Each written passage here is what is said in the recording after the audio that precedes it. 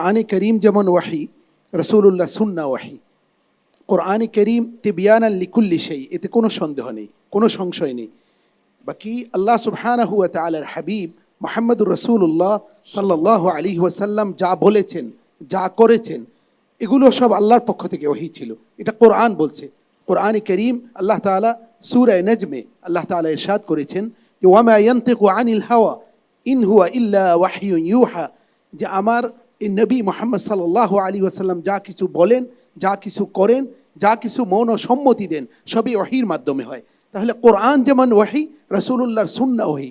তো নামাজের যে বিষয়গুলো রাসূলুল্লাহর সুন্নাহ থেকে সাব্যস্ত হয়েছে এবং রাসূলুল্লাহ আমাদেরকে শিখিয়েছেন, দেখিয়েছেন কাইফা নারকাউ ওয়া কাইফা নাসজুদু, আমরা কখন নামাজ পড়ব, কিভাবে পড়ব, রুকু কিভাবে করব, সিজদা কিভাবে করব, নামাজের সমস্ত বিষয়গুলো সুন্নাহ থেকে যেগুলো সাব্যস্ত হয়েছে এগুলো ওহী। এগুলোকে অস্বীকার যে করবে, যে ব্যক্তি কোরআনকে মানে কিন্তু রাসূলুল্লাহ সুন্নাহকে অস্বীকার করে, সুন্নাহর মাশরুইয়্যাকে অস্বীকার করে, সুন্নাহর হুজ্জিয়্যাতকে অস্বীকার করে, সেও যেমন কোরআন অস্বীকার করলে যেমন ঈমান হারা হয়ে যায়, রাসূলুল্লাহ সুন্নাহকে অস্বীকার করার কারণে সেও ঈমানের গণ্ডি থেকে কিন্তু বের হয়ে যাবে। এজন্য রাসূলুল্লাহর সুন্নাহকে মানতে হবে কোরআনের নির্দেশনা আলোকে। কোরআন বলেছে আতিউল্লাহ ওয়া আতিউর রাসূল। আল্লাহ তাআলা কোরআনকে, আল্লাহকে যেভাবে মানার জন্য নির্দেশ দিয়েছেন, রাসূলকেও সেভাবে মানার জন্য নির্দেশ দিয়েছেন উইদাউট কন্ডিশন। কিন্তু এরপরেই যখন গিয়েছেন ওয়া উলিল আমরি মিনকুম, সেখানে আল্লাহ তাআলা ওয়া আতিউ শব্দের ব্যবহার আর করেননি।